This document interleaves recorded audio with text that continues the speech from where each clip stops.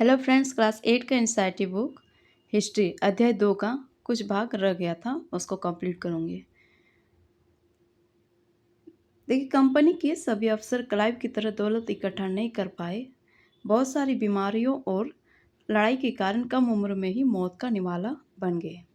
इसके अलावा उन सभी को भ्रष्ट और बेईमान मानना भी सही नहीं होगा। उनमें से बहुत सारे अफसर साधारण परिवारों से आए थे और उनकी सबसे बड़ी इच्छा बस यही थी कि वे भारत में ठीक ठाक पैसा कमाएं और ब्रिटेन लौटकर आराम की ज़िंदगी बसर करें। जो जीते जी धन दौलत लेकर वापस लौट गए, उन्होंने वहाँ आलीशान जीवन जिया और उन्हें वहाँ के लोग क्या कहते थे? नवाब। उन्हें वहाँ के लोग क्या कहते थे? नवाब कहते थे।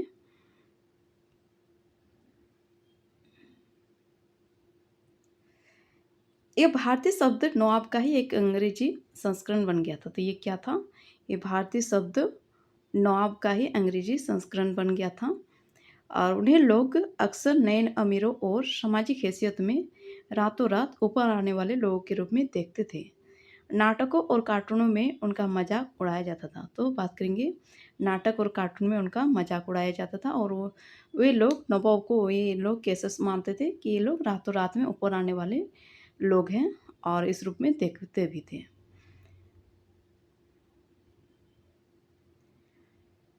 अब देखेंगे कंपनी का फैलता शासन। तो क्या है कंपनी का फैलता शासन? यदि हम 1757 से 1857 के बीच ईस्ट इंडिया कंपनी के द्वारा भारतीय राज्यों पर कब्जे की प्रक्रिया को देखें तो कुछ महत्वपूर्ण बातें सामने आती है। तो जब बात करेंगे 1757 से 1857 की जो बीच का है ईस्ट इंडिया कंपनी के द्वारा भारतीय राज्य पर कब्जे की प्रक्रिया है, तो उसको देखेंगे तो कुछ महत्वपूर्ण बातें हमें देखने को मिलती है। किसी अनजान इलाके में कंपनी ने सीधे सैनिक हमला प्राय नहीं किया था। बात करेंगे किसी भी अनजान इलाके में कंपनी सीधा हमला नहीं किया था, डायरेक्ट अटैक नहीं किया था। पहले क्या किया था? उसने किसी भी भारतीय रियासत का अधिग्रहण करने से पहले विभिन्न राजनीतिक उसके राजनीतिक पर, फिर उसके आर्थिक और कूटनीतिक साधनों का इस्तेमाल किया, उसका राजनीतिक, आर्थिक और कूटनीतिक साधनों का इस्तेमाल किया। इस प्रकार से ईस्ट इंडिया कंपनी ने अपना हक जमाया। ठीक है। और इसके बाद देखेंगे, उदाहरण की बात करें तो जैसे कि देखते हैं बक्सर की लड़ाई 1764 के बाद कंपनी ने भारतीय रियासतों में रेजिडेंट तैनात कर दिए। तो क्या किया? जब 1764 के बाद बक्सर की लड़ाई हुई थी, 1764 के बाद क्या हो गया? कंपनी ने भारतीय रियासतों में रेजिडेंट तैनात कर दिए और ये कंपनी के राजनीतिक व्यवसाय प्रतिनिधि थे और उनका काम कंपनी के हितों की रक्षा करना था। ठीक है। उसका काम क्या था? कंपनी के जो हित है ना, उसकी रक्षा करना और उन्हें आगे बढ़ाना था। रेजिडेंट के माध्यम से कंपनी के अधिकारी भारतीय राज्यों के भीतर, यानी जो भारतीय राज्य के भीतरी मामला है उसमें भी दखल देने लगे थे। अगला राजा कौन होगा? उदाहरण की बात करें तो अगला राजा कौन होगा, किस पद पर किसको बिठाया जाएगा, इस तरह की चीज़ें भी कंपनी के अफसर, यानी जो कंपनी के अफसर थे वही तय करना चाहते थे। कई बार कंपनी ने रियासतों पर सहायक संधि भी थोप दी। तो कई बार क्या किया? जो सहायक संधि है उसको भी थोप दिया। ठीक है। किस पर? तो रियासतों पर। जो रियासत इस बंदोबस्त को मान लेती थी उसे अपनी स्वतंत्र सेनाएं रखने का अधिकार नहीं रहता था। तो जो जो रियासत इस बंदोबस्त को मान लेती थी तो उसे अपने स्वतंत्र सेनाएं रखने का अधिकार नहीं रहता था और उसे कंपनी की तरफ से सुरक्षा मिलती थी। उसको किससे? कंपनी की तरफ से सुरक्षा मिलती थी और सहायक सेना के रख रखाव के लिए वो कंपनी को पैसा देती थी। तो जो सहायक सेना है ना, जो रियासत है, जो फिर कंपनी का, दोनों के जो मिला मिला हुआ सेना है यानी सहायक सेना है, तो उसके रख रखाव के लिए कंपनी को पैसा देते थे। ठीक है। अगर भारतीय शासक रकम अदा करने में चूक जाते थे तो जुर्माना के तौर पर क्या करते थे? इसका इलाका यानी उनका इलाका कंपनी अपने कब्जे में ले लेती थी। उदाहरण के लिए जब Richard Wellesley governor governor general 1798 से 1805 तक, ठीक है, जब रिचर्ड वेलेजली गवर्नर जनरल यानी 1798 से 1805 तक था, उस समय अवध के नवाब को 1801 में अपना आधा इलाका कंपनी को सौंपने के लिए मजबूर किया गया, क्योंकि नवाब सहायक सेना के लिए पैसा अदा करने में चूक गए थे और इसी आधार पर हैदराबाद के भी कई इलाके छीन लिए गए। ठीक है। देखिए यहाँ पर कुछ चित्र दिया हुआ है। ये अपने बेटों और ब्रिटिश रेजिडेंट के साथ खड़े नवाब सिजाउद्दौला टीली केटल द्वारा बनाया गया चित्र है। देखिए किस प्रकार से कितने ठाट बाट से खड़े हुए हैं। नवाब सिजाउद्दौला है, ठीक है। और ये बक्सर की लड़ाई के बाद हुई संधियों के फलस्वरूप नवाब सिजाउद्दौला के ज़्यादातर अधिकार छीन गए थे और लेकिन यहाँ वो रेजिमेंट के सामने अपनी चिर परिचित शाही शान और शौकत के साथ दिखाई दे रहे थे। तो उसका तो अधिकार छीन ले गए थे, तब भी वो रेजिडेंट के सामने एकदम चिर परिचित शाही शौकत पर खड़ा था। अब देखेंगे स्रोत 4 का।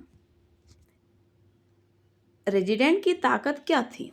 कंपनी द्वारा नियुक्त किए गए रेजिडेंट्स के बारे में स्कॉटलैंड के प्रसिद्ध अर्थशास्त्री और राजनीतिक दार्शनिक जेम्स मिल ने, देखिए कहाँ के थे, स्कॉटलैंड के थे दार्शनिक जेम्स मिल, यानी जो अर्थशास्त्री और राजनीतिक दार्शनिक जेम्स मिल थे वो स्कॉटलैंड के प्रसिद्ध थे, ठीक है। और दरअसल रेजिडेंट रियासत का राजा होता है, हम उसे अहस्तक्षेप की मनचाही निषेधाज्ञा, यानी उसका जो हस्तक्षेप है ना, उसकी मनचाही निषेधाज्ञा के तहत काम करने की छूट देते थे। तो काम करने की छूट देते हैं। जब तक स्थानीय राजा पूरी तरह अधीनस्थ रहता है और रेजिडेंट यानी ब्रिटिश सरकार के माफिक काम करता है तो चीज़ें आराम से चलती रहती हैं। शासन के कामों में रेजिडेंट की दखलंदाजी, जो शासन के काम है उस पर जो रेजिडेंट की दखलंदाजी है उसके बिना सब कुछ चल जाता है। और जब भी कुछ अलग तरह का घटता है, तो जब भी राजा कोई ऐसा रास्ता अपनाता है जिसे ब्रिटिश सरकार गलत मानती है तो टकराव और उथल पुथल पैदा हो जाती है, ठीक है। तो जब भी क्या होता है, कुछ अलग तरह का घटता है, जब भी राजा कोई ऐसा रास्ता अपनाता है तो ब्रिटिश सरकार गलत मानती है और उस पर टकराव और उथल पुथल पैदा हो जाती है। ये जेम्स मिल द्वारा लिखा गया है, उसके द्वारा कहा गया था और ये 1832 का है, ठीक है।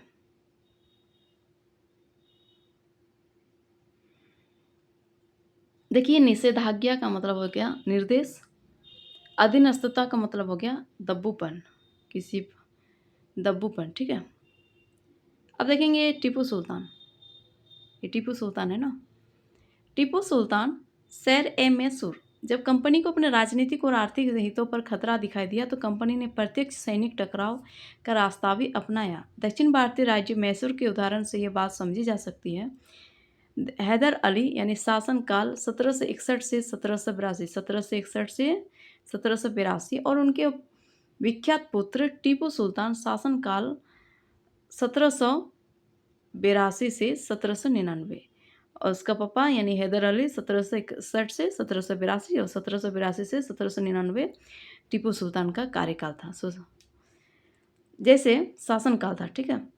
जैसे शक्तिशाली शासकों के नेतृत्व में मैसूर काफ़ी ताकतवर हो चुका था। मालाबार तट पर होने वाला व्यापार मैसूर रियासत के नियंत्रण में था, जहाँ से कंपनी काली मिर्च और इलायची खरीदती थी। 1785 में टीपू सुल्तान ने अपनी रियासत में पड़ने वाले बंदरगाहों से चंदन की लकड़ी, काली मिर्च और इलायची का निर्यात रोक दिया। सुल्तान ने स्थानीय सौदागरों को भी कंपनी के साथ कारोबार करने से रोक दिया था। टीपू सुल्तान ने भारत में रहने वाले फ्रांसीसी व्यापारियों से घनिष्ठ संबंध विकसित किया और उनकी मदद से अपनी सेना का आधुनिकीकरण किया। तो क्या किया टीपू सुल्तान ने, जो भारत में रहने वाले फ्रांसीसी व्यापारी थे उनसे घनिष्ठ संबंध विकसित किया और उनकी जो मदद से अपनी सेना का आधुनिकीकरण किया।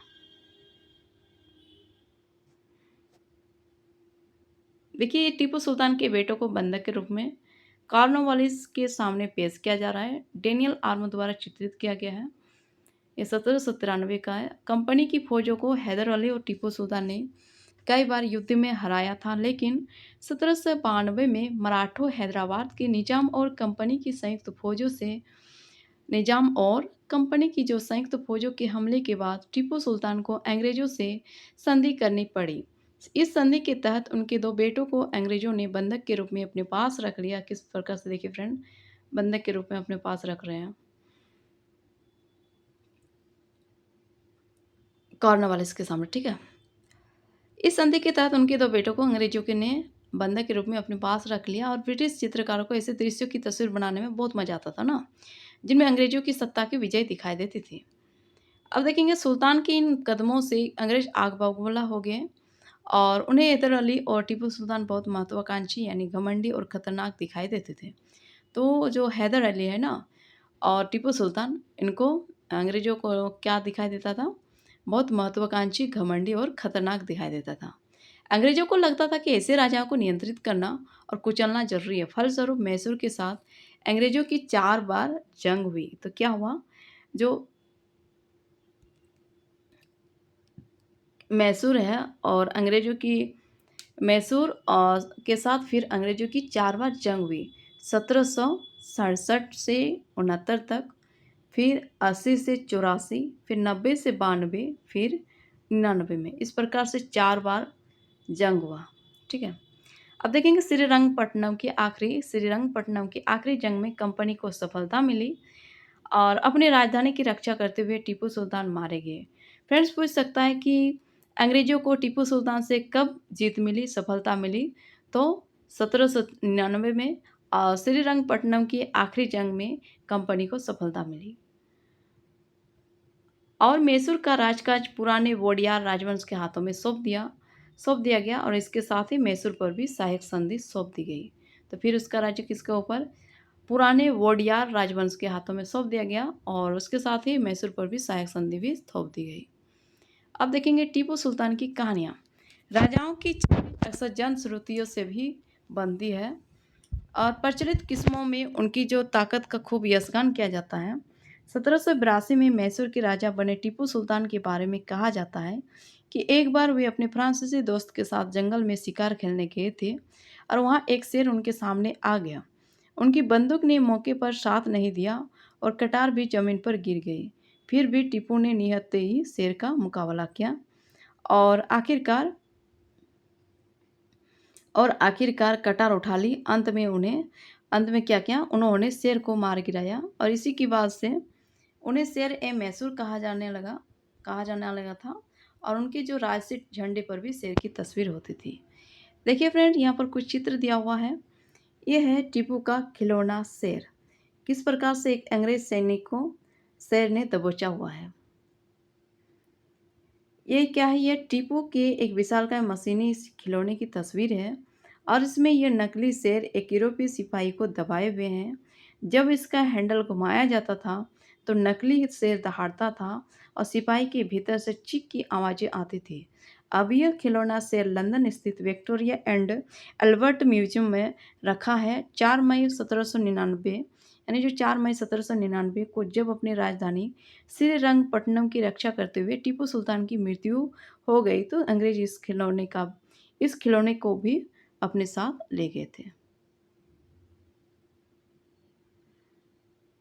अब देखेंगे मराठों से लड़ाई। 18वीं शताब्दी है उसके आखिर से कंपनी मराठों की ताकत को भी काबू और खत्म करने के बारे में सोचने लगी थी। जब 1761 में पानीपत के तीसरे संघर्ष के बाद मराठा शक्ति विकेंद्रित होकर स्थानीय सत्ता के रूप में उभरी तो उन्हें कई राज्यों में बांट दिया गया।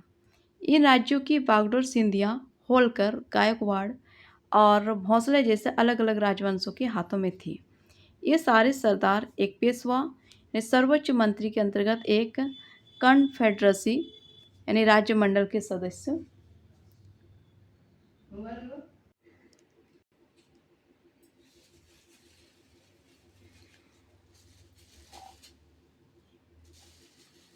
तो क्या था फ्रेंड? ये सारे सरदार एक पेशवा यानी सर्वोच्च मंत्री के अंतर्गत एक कॉन्फेडरेसी राज्यमंडल, जिसको राज्यमंडल के सदस्य इस कॉन्फेडरेसी का क्या मतलब होता है? राज्यमंडल। ठीक है, तो कॉन्फेडरेसी यानी राज्यमंडल के सदस्य थे और पेशवा इस राज्यमंडल का सैनिक और प्रशासकीय प्रमुख होता था।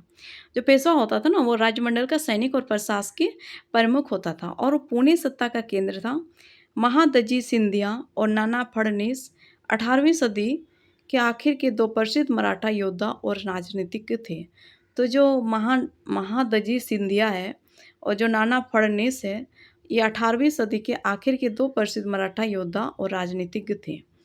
पहला युद्ध 1782 में सालबाई संधि के साथ खत्म हुआ, जिसमें कोई पक्ष नहीं जीत पाया। दूसरा अंग्रेज मराठा युद्ध यानी 1803 से 1805 कई मोर्चों पर लड़ा गया। इसका नतीजा ये हुआ कि उड़ीसा और जमुना के उत्तर में स्थित आगरा व दिल्ली सहित कई भूभाग अंग्रेजों के कब्जे में आ गए। अंततः 1817 से 1819 की तीसरे अंग्रेज मराठा युद्ध में मराठों की सत्ता समाप्त हो गई। पेशवा को पुणे से हटाकर कानपुर के पास बिठूर में पेंशन पर भेज दिया गया।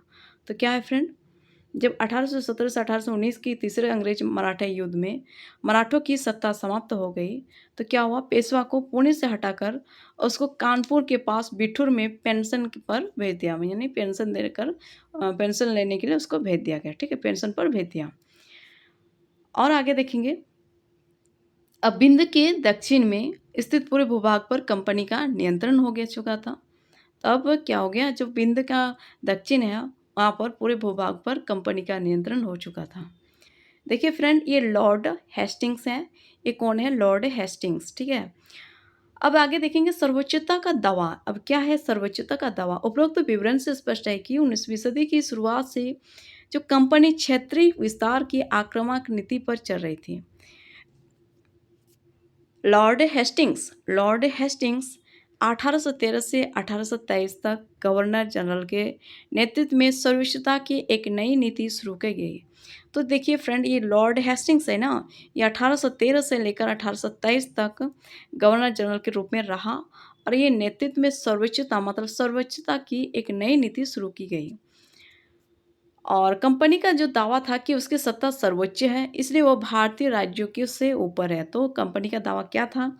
उसका राज्य क्या है, उसका सत्ता क्या है? सर्वोच्च है, और इसलिए वो भारतीय राज्यों से यानी भारतीय राज्यों से क्या है, वो ऊपर है। अपने हितों की रक्षा के लिए वो भारतीय रियासतों का अधिग्रहण करने या उनको अधिग्रहण की धमकी देने का अधिकार अपने पास मानती थी। ठीक है, तो जो अपना हित है और उसकी रक्षा के लिए वो भारतीय जो रियासत है तो उसका अधिग्रहण करने या उनको अधिग्रहण की धमकी देने का अधिकार वो अपने पास मानती थी। कौन फ्रेंड? तो ये लॉर्ड हेस्टिंग्स है। उसकी सत्ता क्या थी? सर्वोच्चता थी, ये उसका मानना था। उसका क्या कहते हैं, उसका जो सत्ता है वो सर्वोच्च है, हमारे भारतीय राज्यों से ऊपर है, इस तरह की मानना उसका था, लॉर्ड हेस्टिंग्स का। ठीक है,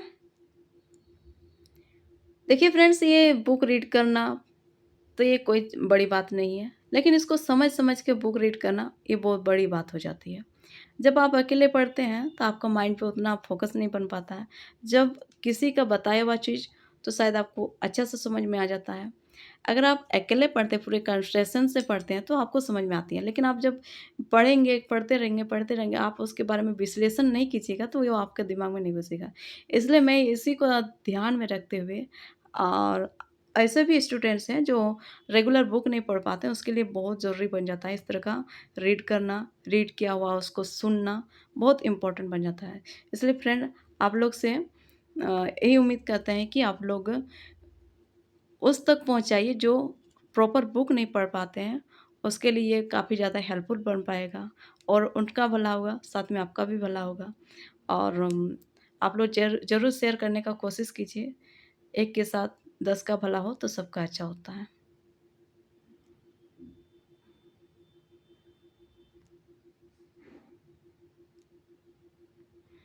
आगे देखेंगे, लेकिन ये प्रक्रिया क्या थी? तो हम लोग यहाँ तक थे ना, जो अधिग्रहण की धमकी देने का अधिकार अपने पास मानती थी, और यह सोच बाद में भी अंग्रेजों की नीतियों में दिखाई देती रही है। ठीक है, और हम लोग इस तरह से पढ़ते पढ़ते अगर बात बात में इसको क्या कहते हैं डिस्कशन करते रहेंगे, डिस्कशन करते हुए पढ़ेंगे तो आप लोग का दिमाग में भी रहेगा और समझ में आएगा और अच्छा लगेगा। ठीक है, तो ठीक है, और आगे बढ़ते हैं। लेकिन ये प्रक्रिया बेरोक-टोक नहीं चली। तो ये जो प्रक्रिया है ना, इसको बेरोक-टोक नहीं चली। और उदाहरण के लिए जब अंग्रेज़ों ने कित्तूर यानी फ़िलहाल कर्नाटक में है, उसके छोटे से राज्य को कब्ज़े में लेने का प्रयास किया तो रानी चेन्नम्मा ने हथियार उठा लिए। ठीक है, जो कित्तूर है फ़िलहाल कर्नाटक में है और उसका जो छोटे से राज्य है उसको कब्ज़े में लेने का प्रयास किया तो रानी चेन्नम्मा ने क्या किया, हथियार उठा लिया और अंग्रेज़ों के खिलाफ आंदोलन छेड़ दिया। ठीक है, तो अंग्रेज़ों के खिलाफ क्या किया, उन्होंने आंदोलन छेड़ दिया और 1824 है उसमें उन्हें गिरफ्तार किया गया। तो 1824 में उन्हें गिरफ्तार किया गया और 1829 में जेल में ही उनकी मृत्यु हो गई। और चेन्नम्मा के बाद कित्तूर स्थित संगोली के गरीब चौकीदार रायन्ना ने यह प्रतिरोध जारी रखा और चौतरफा समर्थन और सहायता से उन्होंने बहुत सारे ब्रिटिश शिविरों और दस्तावेजों को नष्ट कर दिया था। आखिरकार उन्हें भी अंग्रेजों ने पकड़कर 1830 में फांसी पर लटका दिया गया। तो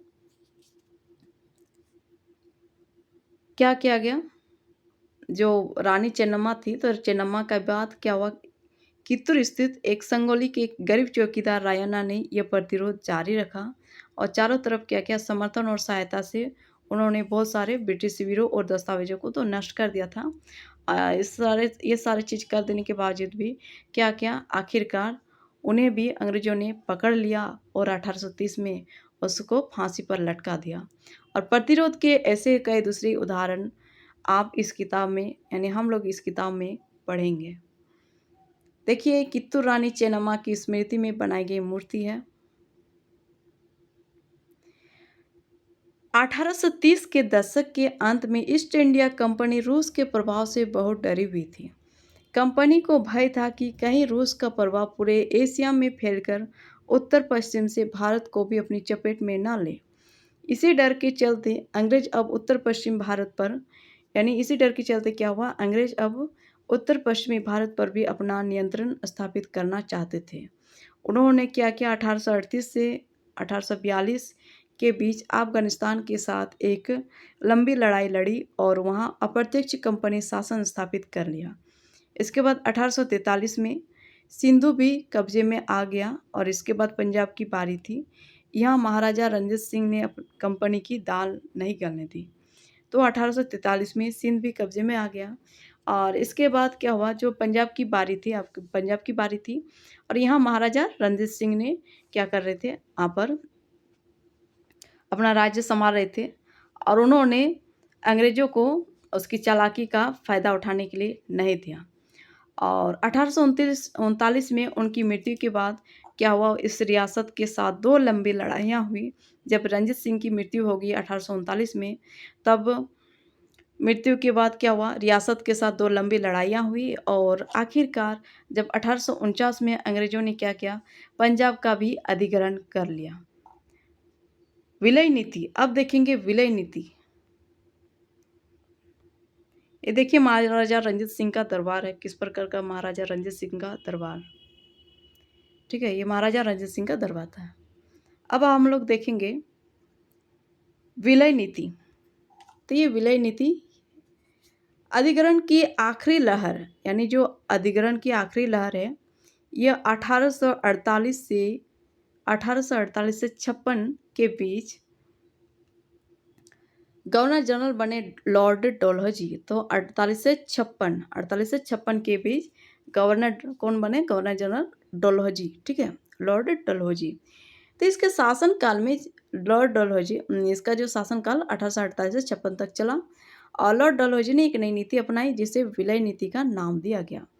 यह सिद्धांत इस तर्क पर आधारित था कि अगर किसी शासक की मृत्यु हो जाती है और उसका कोई पुरुष वारिस नहीं है तो उसकी रियासत हड़प कर ली जाएगी। यानी हड़प की नीति डलहौजी, विलय की नीति डलहौजी। ठीक है, तो अगर उसका क्या मानना था, अगर किसी शासक की मृत्यु हो जाती है और उसका कोई पुरुष वारिस नहीं है, उसका कोई बेटा नहीं है, तो उसकी रियासत हड़प लेनी चाहिए। और यानी कंपनी के भूभाग का हिस्सा क्या बन जाएगी और इस सिद्धांत के आधार पर एक के बाद एक कई रियासतें, जैसे कि सतारा हो गया 1848 में, संबलपुर हो गया 1850 में, उदयपुर हो गया 1852 में और नागपुर हो गया 1853 में, झांसी हो गया 1854 में, तो अंग्रेजों के हाथ में चली गई। तो ये सारे राज्य क्या हो गया, अंग्रेजों के हाथ में चला गया। ये सारे रियासत अंग्रेजों के हाथ में चली गई। अब हम लोग आगे देखेंगे, आखिरकार 1856 में कंपनी ने अवध को भी अपने नियंत्रण में ले लिया और इस बार अंग्रेजों ने एक नया तर्क दिया। उन्होंने कहा कि वे अवध की जनता को नवाब के कुशासन से आज़ाद कराने के लिए कर्तव्य से बंधे हैं। कर्तव्य से क्या है? बंधे हुए हैं और इसलिए वे अवध पर कब्जा करने को मजबूर हैं। अपने प्रिय नवाब को जिस तरह से गद्दी से हटाया गया, उसे देखकर लोगों में गुस्सा भड़क उठा और अवध के लोग भी 1857 के महान विद्रोह में शामिल हो गए। तो क्या हुआ? उनका जो प्रिय नवाब था उसको जिस प्रकार से गद्दी से हटाया गया, तो उसके जो प्रिय नवाब के प्रिय लोग थे, तो वे लोग उससे गुस्सा हो गए। नवाब को मारने वाले लोग थे, वे लोग उन लोगों पर गुस्सा हो गए जिन्होंने नवाब को हटाया और उस पर भड़क उठा। फिर अवध के लोग भी 1857 के महान विद्रोह में शामिल हो गए। देखिए, संबलपुर के वीर सुरेंद्र साय का चित्र है। ये कौन है? संबलपुर के वीर सुरेंद्र साय का चित्र। ठीक है, अब हम लोग देखेंगे ये मानचित्र। जो पीला कलर है ना, ये ब्रिटिश शासन के अधीन क्षेत्र है। जो रेड कलर का है, जो ब्रिटिश शासन के अधीन नहीं थे।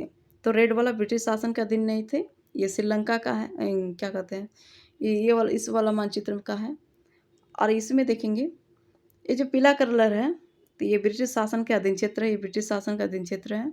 और रेड कलर वाला ये ब्रिटिश शासन के अधीन नहीं थे। तो देखिए, इस समय ये कब का मानचित्र है? 1797 का। देखिए, इतना भाग क्या कहते हैं, इतना सारा भाग कब्जा किए हुए थे। इतना सारा भाग नहीं कब्जा कर पाए थे और इतना सारा भाग कब्जा किए हुए थे अंग्रेज लोग। लेकिन जब देखेंगे 1840 के बाद, 1840 के समय में, तो देखिए ये सारे जगह को अपना कब्जा में ले लिया था। ब्रिटिश शासन के ये सारे जगह क्या थे? अधीन में थे। ठीक है, किस प्रकार से ले लिया। ठीक, इसके बाद 1857 में तो बहुत सारा जगह ले लिया। देखिए, ये सारे जगह, ये सारे जगह, ये सारे जगह, ये सारे जगह, ये सारे जगह। तो भारत में हम लोग इस मानचित्र में देखें क्या क्या देखें, ABC। और भारत में अंग्रेजों की जो फैलती सत्ता, इन नक्शों को भारत के वर्तमान राजनीतिक नक्शे के साथ रखकर देखेंगे तो तीनों नक्शों में उन इलाकों की पहचान करेंगे जो ब्रिटिश शासन के अंतर्गत नहीं थे। अब हम लोग देखेंगे नए शासन की स्थापना। क्या है नए शासन की स्थापना? तो गवर्नर जनरल वॉरेन हेस्टिंग्स 1773 से 1785 उन बहुत सारे महत्वपूर्ण व्यक्तियों में से था जिन्होंने कंपनी की ताकत फैलाने में अहम भूमिका अदा की थी। वॉरेन हेस्टिंग्स के समय तक आते आते कंपनी न केवल बंगाल बल्कि बम्बई और मद्रास में भी सत्ता हासिल कर चुकी थी। ब्रिटिश इलाके मोटे तौर पर प्रशासकीय इकाइयों में बटे हुए थे और जिन्हें क्या है, प्रेसिडेंसी कहा जाता था। और उस समय 3 प्रेसिडेंसी थी, बंगाल था, मद्रास था और बम्बई। हर एक का शासन गवर्नर के पास होता था और सबसे ऊपर गवर्नर जनरल होता था। वॉरेन हेस्टिंग्स ने कई प्रशासकीय सुधार किए और न्याय के क्षेत्र में उसके जो सुधार खासतौर से उल्लेखनीय थे। 1772 से एक नई न्याय व्यवस्था स्थापित की गई। इस व्यवस्था में प्रावधान किया गया कि हर जिले में 2 अदालतें होगी और फौजदारी अदालत और दीवानी अदालत। ठीक है, तो पहला क्या, फौजदारी अदालत और दूसरा दीवानी अदालत। दीवानी अदालतों की मुखिया यूरोपीय जिला कलेक्टर होते थे और मौलवी और हिंदू पंडित उनके लिए भारतीय कानूनों की व्याख्या करते थे। फौजदारी अदालतें अभी भी काजी और मुफ्ती के ही अंतर्गत थी, लेकिन वे भी कलेक्टर की निगरानी में काम करते थे।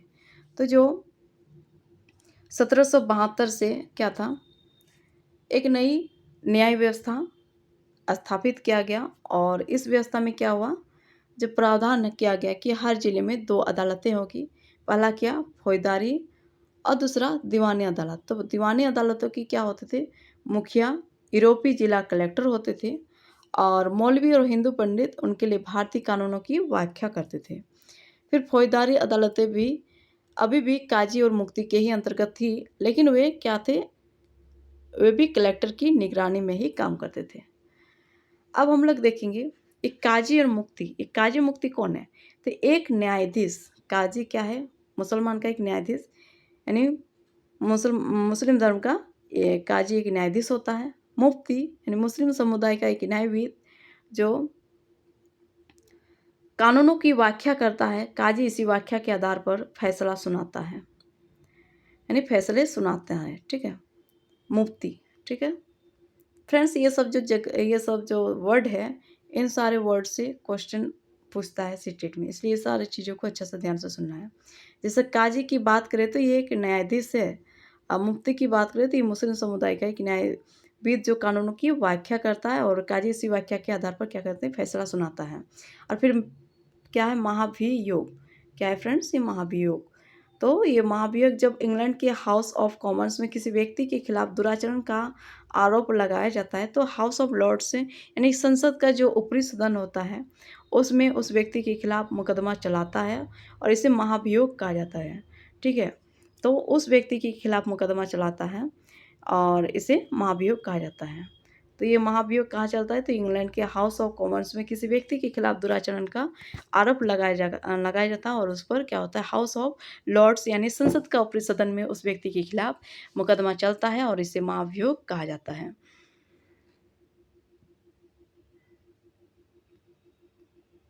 देखिए, वॉरेन हेस्टिंग्स पर मुकदमा आरजी पलाट द्वारा चित्रित है।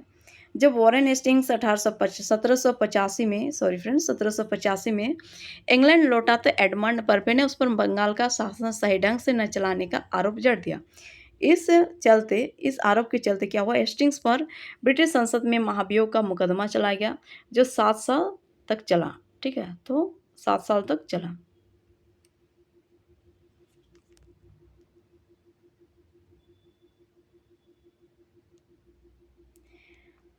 अब हम लोग देखेंगे स्रोत 5 का, मैं सबके शत्रु और उत्पीड़क पर महाभियोग चला रहा हूँ।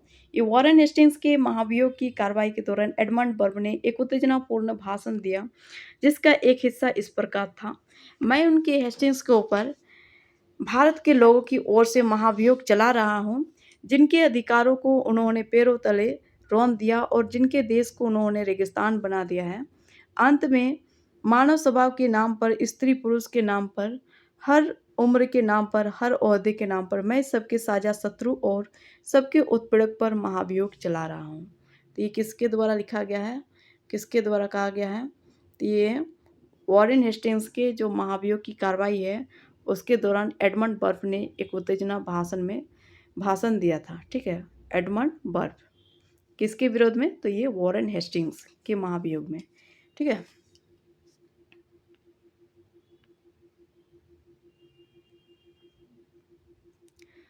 आगे हम लोग देखेंगे, जो एक बड़ी समस्या यह थी कि जो ब्राह्मण पंडित होते थे, वो धर्मशास्त्र की अलग अलग शाखाओं के हिसाब से स्थानीय कानूनों की अलग अलग व्याख्या कर देते थे। तो जो ब्राह्मण पंडित धर्मशास्त्र होते थे, वे लोग क्या होते थे, अलग अलग जो ब्रांच है उसके हिसाब से क्या करते थे, स्थानीय कानूनों की जो लोकल लॉ है उस पर डिफरेंट डिफरेंट व्याख्या, डिफरेंट डिफरेंट क्या कहते हैं, उस पर व्याख्या करते थे।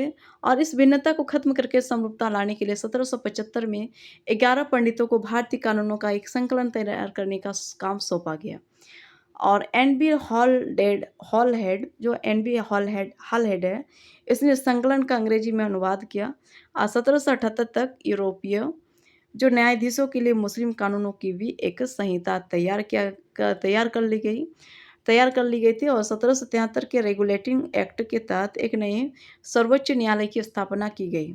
और इसके अलावा कलकत्ता में अपीली अदालत यानी सदर निजामत अदालत की भी स्थापना की गई। भारतीय जिले में कलेक्टर सबसे बड़ा ओहदा होता था, जैसा कि नाम से ही पता चलता है कि उसका मुख्य काम लगान और कर इकट्ठा करना तथा न्यायाधीशों यानी पुलिस अधिकारियों व दारोगा की जो सहायता से जिले में कानून व्यवस्था बनाए रखना होता था।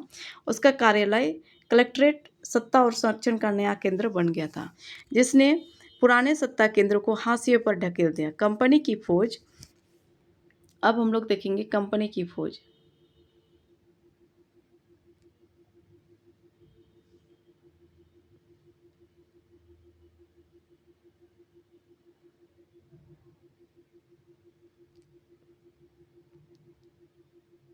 तो हम लोग ये वाला चीज़ देख चुके थे ना एडमंड बर्फ के बारे में, तो क्या क्या था ये सब हम लोग देख लिए। कितना भारी स्वभाव, कितना भारी भाषण दिए थे ना।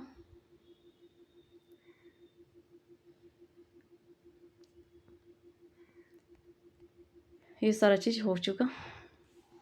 अब हम लोग देखेंगे कंपनी की फौज। कंपनी के साथ भारत में शासन और सुधार के नए विचार तो आए, लेकिन उसकी असली सत्ता सैनिक ताकत में थी। और मुगल फौज मुख्य रूप से घुड़सवार यानी सवार, घोड़े पर चढ़ने वाले, प्रशिक्षित और पैदल सेना थे। तो मुगल फौज के पास क्या थी? घुड़सवार यानी जो घोड़े पर चलने वाले प्रशिक्षित घोड़े थे, और पैदल सेना थी। उन्हें तिरंगबाजी यानी तिरंगबाजी और तलवारबाजी का प्रशिक्षण दिया जाता था। सेना में सवारों का दबदबा रहता था और मुगल साम्राज्य को एक विशाल पेशेवर जो प्रशिक्षण वाली पैदल सेना की जरूरत महसूस नहीं होती थी। अब हम लोग देखेंगे ग्रामीण इलाकों में सशस्त्र किसानों की बड़ी संख्या थी। जो ग्रामीण इलाके हैं वहाँ पर सशस्त्र किसानों की बड़ी संख्या थी, और स्थानीय जमींदार मुगलों को जरूरत पड़ने पर पैदल सिपाही मुहैया कराते थे। तो जो स्थानीय जमींदार थे वो मुगलों को जरूरत पड़ने पर पैदल सिपाही मुहैया कराते थे। आगे देखेंगे ये धर्मशास्त्र। संस्कृत की ऐसी कृतियाँ जिनमें सामाजिक तौर तरीकों और आचरण के सिद्धांतों की व्याख्या की जाती है, ये धर्मशास्त्र यानी ईसा पूर्व 500 वर्ष से भी पहले लिखे गए थे। सवार यानी घुड़सवार, घोड़े पर सवार होना घुड़सवार। मस्केट यानी पैदल सिपाहियों द्वारा इस्तेमाल की जाने वाली एक भारी बंदूक। तो जो पैदल सेना द्वारा जो पैदल सिपाही होती है, जो इस्तेमाल की जाती है, और ये कैसे होती थी? भारी बंदूक होती थी, मस्केट। मस्केट, ठीक है, पैदल सिपाहियों द्वारा इस्तेमाल की जाने वाली एक भारी बंदूक, जिसको मस्केट कहा जाता है। देखिए अब मैचलॉक के बारे में, तो शुरुआती दौर की बंदूक जिसमें बारूद को माचिस से चिंगारी दी जाती है। तो मैचलॉक क्या है? मैचलॉक, ठीक है।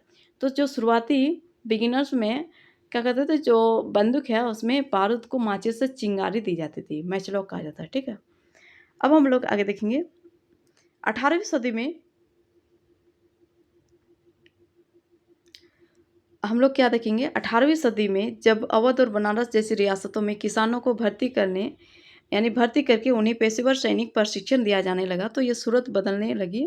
और ईस्ट इंडिया कंपनी ने जब अपनी सेना के लिए भर्ती शुरू की, तो उसने उसने भी यही तरीका अपनाया, और अंग्रेज अपनी सेना को शिपो यानी जो भारतीय शब्द सिपाही से ही बना है, यानी आर्मी कहते हैं। तो अंग्रेज अपनी सेना को सिपो यानी आर्मी कहते थे। और 1820 के दशक से जैसे जैसे युद्ध तकनीक बदलने लगी, कंपनी की सेना में घुड़सवार टुकड़ियों की ज़रूरत कम होती गई।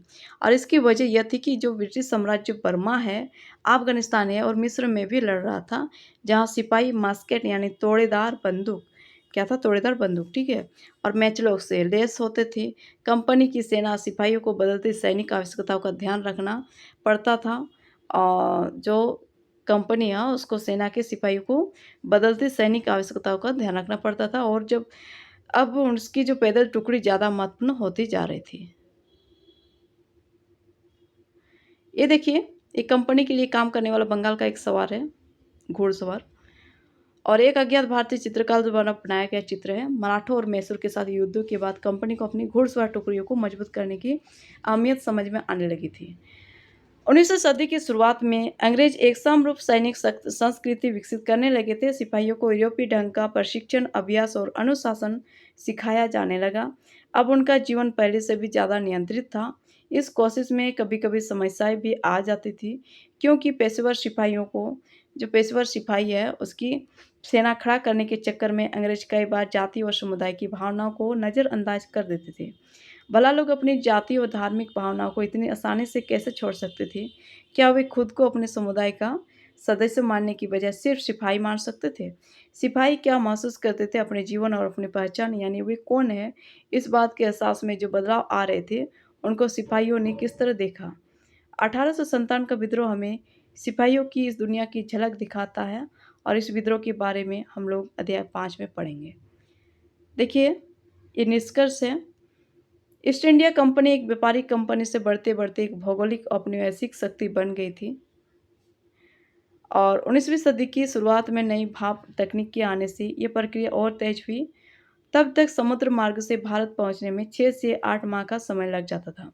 जो भाप से चलने वाले जहाज थे, इसने यह यात्रा 3 हफ्तों में समेट दी, और इसके बाद तो ज़्यादा से ज़्यादा क्या हो गया, अंग्रेज और उनके परिवार भारत जैसे दूर देश में जाने यानी आने जाने लगे, ठीक है। भारत जैसे दूर देश में आने लगे। अब हम लोग देखेंगे 1857 तक भारतीय उपमहाद्वीप के 63% भूभाग और 78% आबादी पर कंपनी का सीधा शासन स्थापित हो चुका था और देश के शेष भूभाग और आबादी पर कंपनी का प्रत्यक्ष प्रभाव था। और इस प्रकार व्यवहारिक स्तर पर ईस्ट इंडिया कंपनी पूरे भारत को अपने नियंत्रण में ले चुकी थी। ठीक है, तो क्या था फ्रेंड्स, एक बार फिर से दोहरा देती हूँ। 1857 तक भारतीय उपमहाद्वीप क्या हुआ, 63% यानी 63% भूभाग पर और 78% आबादी पर कंपनी का सीधा शासन प्रस्थापित हो चुका था।